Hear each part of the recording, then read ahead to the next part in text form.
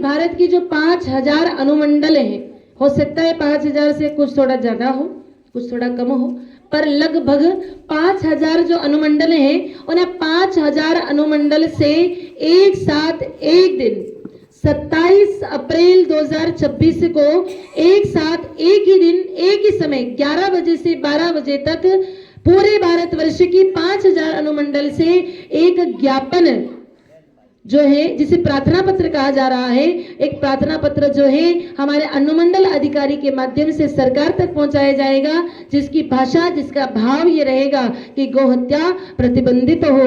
अब हम गाय माता का रक्त इस भारत की भूमि पर स्वीकार नहीं कर सकते हैं, तो आप गौ माता की हत्या को बंद करवाइए। इस भाव से एक प्रार्थना पत्र 27 अप्रैल, ये जो पत्र का आपको दिया जाएगा, इसमें ये सारी बातें लिखी हैं जो मैं आपको अब बताने जा रही हूँ। 27 अप्रैल को पहले चरण में 5000 अनुमंडल से, हमारा अनुमंडल है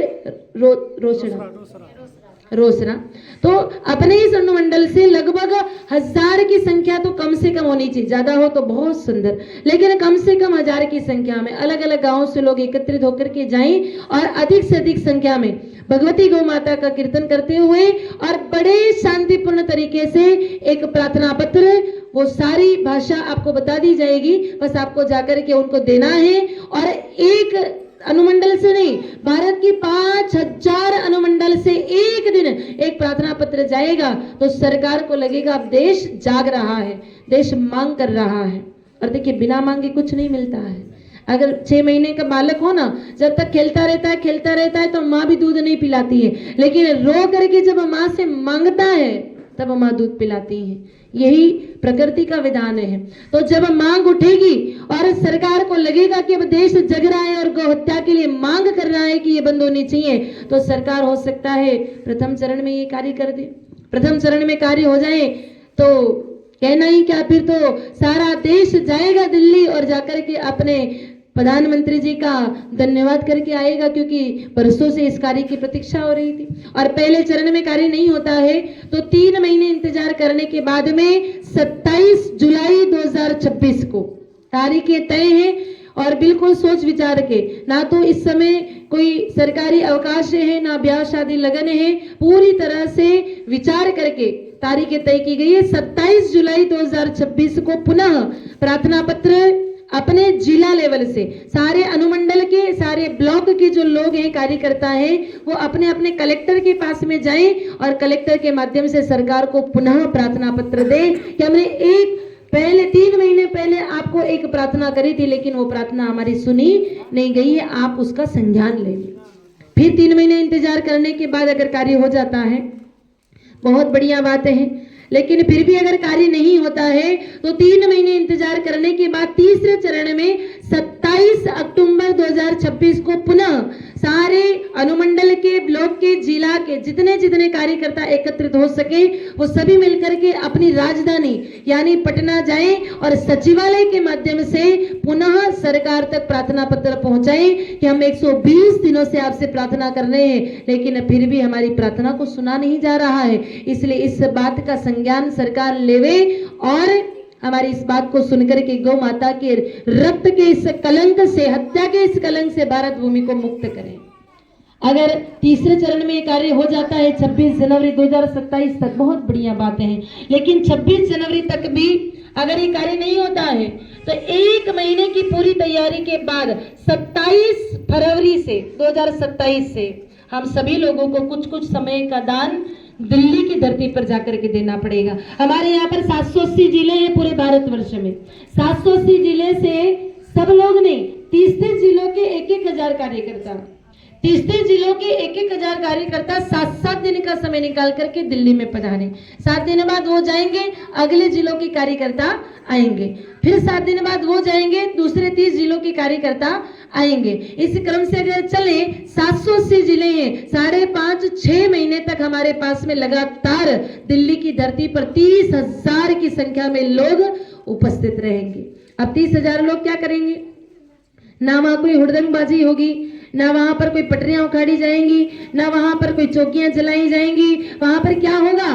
30,000 लोग नित्य प्रतिदिन वहां पर भगवती गौ माता का कीर्तन करेंगे और साथ साथ में चिट्ठियां लिखेंगे, प्रार्थना पत्र लिखेंगे सरकार के नाम पर। और उस प्रार्थना पत्र की क्षमता देखिए, एक व्यक्ति कितना भी बुजुर्ग है पर हमारे दादाजी से कहें तो वो 10 कागज तो कम से कम दिन में 24 घंटे में लिख ही सकते हैं।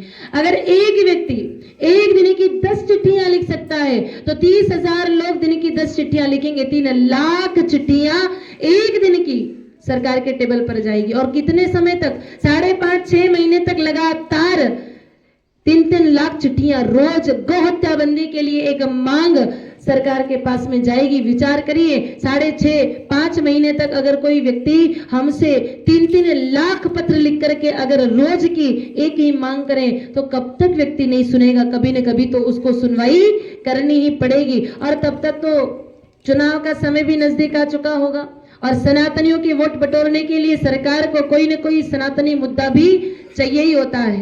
पहले राम मंदिर का मुद्दा था और निश्चित रूप से अगर हमने अपनी आवाज को बुलंद किया तो गौ माता की हत्या बंद हो, इससे बड़ा मुद्दा हमारे भारत में दूसरा और कोई बचा भी नहीं है।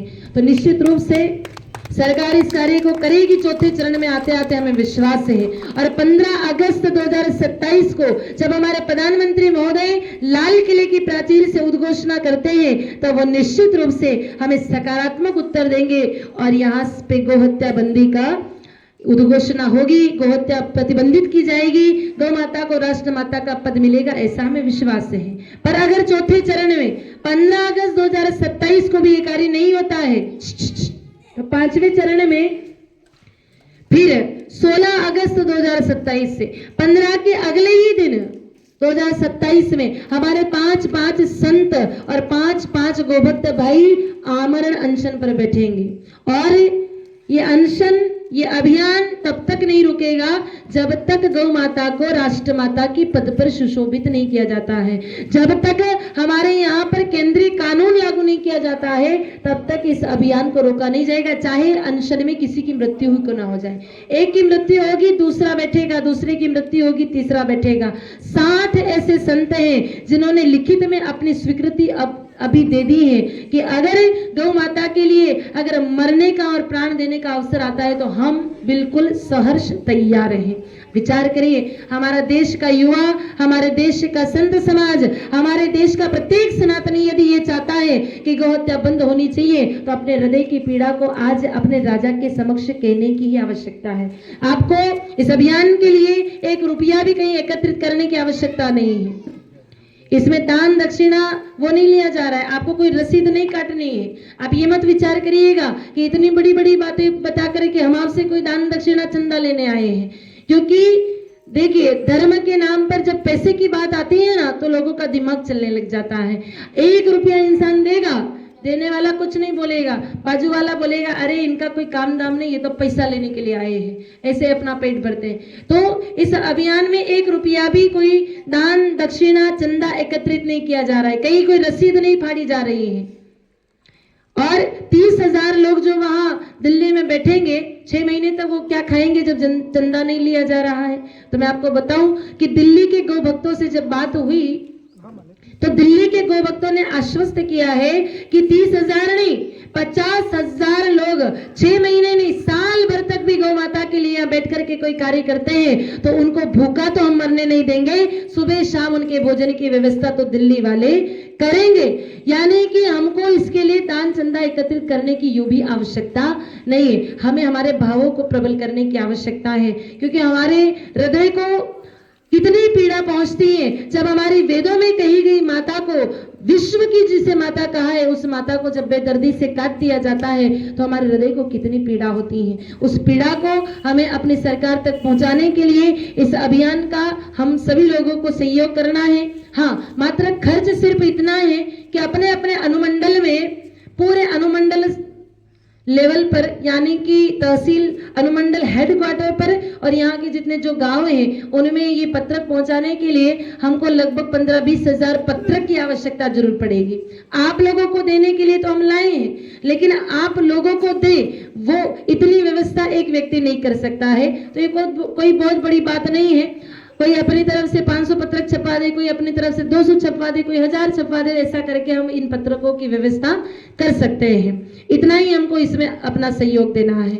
और 27 अप्रैल के दिन जब हमें प्रार्थना पत्र देने की बारी आए तो अपने अपने अनुमंडल अधिकारी के पास में अधिक से अधिक संख्या में, अकेले नहीं जाए, अपने साथ 10 लोगों को और लेके जाएं। क्यों? क्योंकि जब आवाज बुलंद होगी, जब हमारी आवाज में गूंज होगी और पूरा भारत एक साथ जब मांग करेगा तो निश्चित रूप से ये कार्य जल्द से जल्द होगा और कार्य होगा तो गौ माताएं सुरक्षित होंगी। इसलिए अधिक न कहते हुए मैं अपनी वाणी को विराम दूं, उससे पूर्व हमारा ये जो रोसड़ा नाम का अनुमंडल है, इस अनुमंडल के 1 से लगा के 5 तक कोई प्रभारी जो है अभी यहाँ नियुक्त किए जाएंगे, ताकि हमें कोई दिशा निर्देशन देना है, हमें किसी बात का कोई प्रश्न पूछना है, हम उन्हें पूछ सकें, जो हमें गाइड कर सके। तो उसके लिए हम यहाँ पे